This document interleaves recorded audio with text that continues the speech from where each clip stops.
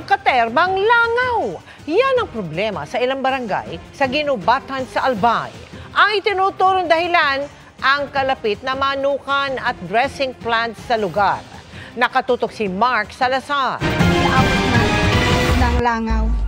Sinalakay ng laksa-laksang langaw ang ilang barangay sa Ginubatan, Albay, tulad sa barangay Upper Binugsakan. Kami po ay isang dekada ng nilalangaw. Lahat po ng residente dito, halos yung mga bata po nagkakasakit na.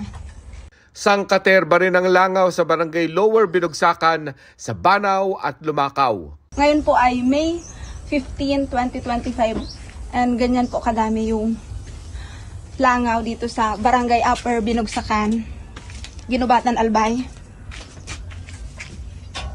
Ngayon po yan. Sana po matulungan nyo kami.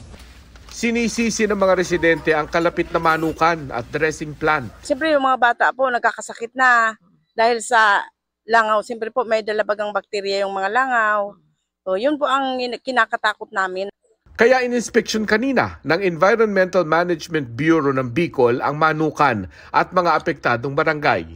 Inisyuhan din ng munisipyo ng cease and desist order ang manukan para isara ang dalawang dressing plant nila hanggang hindi na isasaayos ang vermin control program.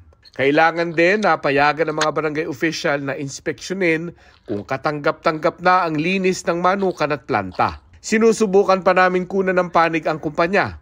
Sa gitna ng lahat, may panghihinayang pa rin ang barangay chairman ng Upper Binoksakan.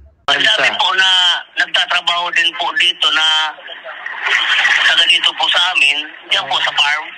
Harvester po, yung cleaners, tapos po yung mga naglalagay po ng fly trap.